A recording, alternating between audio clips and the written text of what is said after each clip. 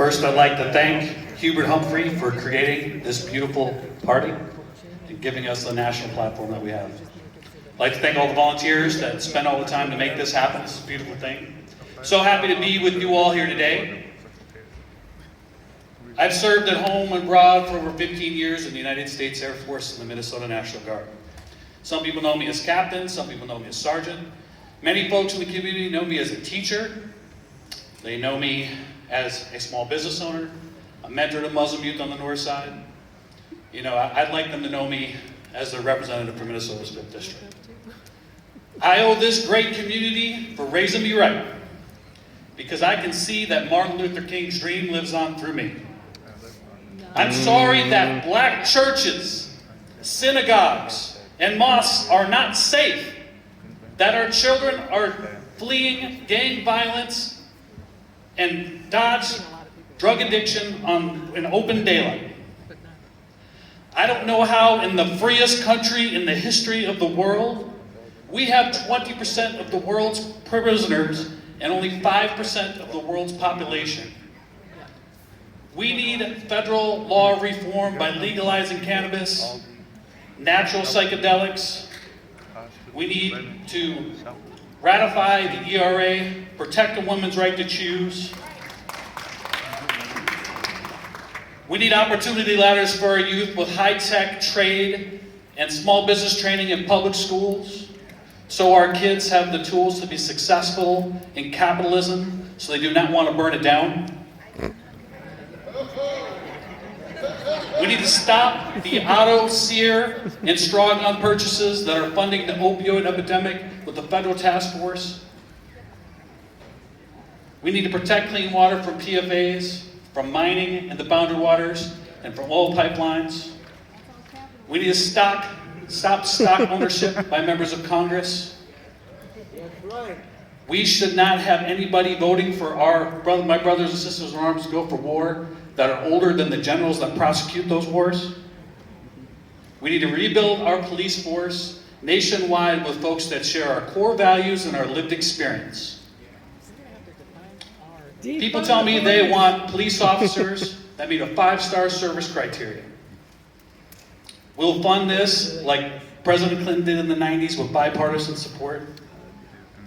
It is my obligation growing up on the streets of Franklin Avenue and Lake Street in the 3rd Precinct, where I watched my friends be brutalized in front of me more times than I'd like to remember.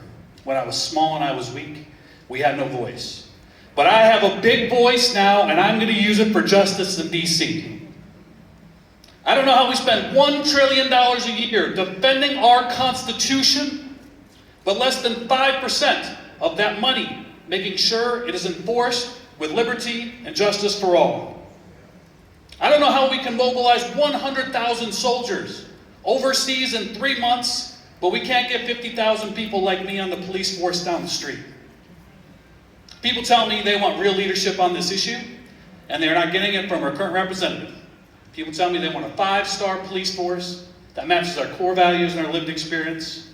If we can have 5-star Uber drivers, why can't we have 5-star police officers? Because you won't let us rate them. We must stop the chaos and dysfunction on our streets because it is used to sow doubt in democracy all over the world by our adversaries. The world is looking at us. Political extremists from both parties continue to enable our adversaries by sowing doubt in democracy, dividing our nation. We need to guard against this with all of our hearts and minds so the children of the free world can grow and succeed together. It is no secret that our community has struggled since the unrest, but great setbacks set the stage for great comebacks. It's time to be proud of our community, being a Democrat, and be proud of our country again. We have always led the way, fighting for the beautiful ideals of our great nation. Since July 2nd, 1863, free Americans of the 1st Volunteer Minnesota Infantry Division, outnumbered 5-1, from these streets, were credited with saving the Union while fighting racism at Gettysburg. Tens of thousands of soldiers we sent, we trained hundreds of thousands to defend democracy, to destroy the Nazis and liberate the racist concentration camps. It is time for us to let history lead the way and let our beautiful light shine once again. And our flag will continue to be a beacon of hope for all of the oppressed people throughout the world. From the women protesting on the streets of Iran by not wearing their hijabs, to the protesters carrying our flag, giving the Chinese Communist Party a run for their money in Hong Kong, I say, let there be light. Thank you all for your time. Have a great day.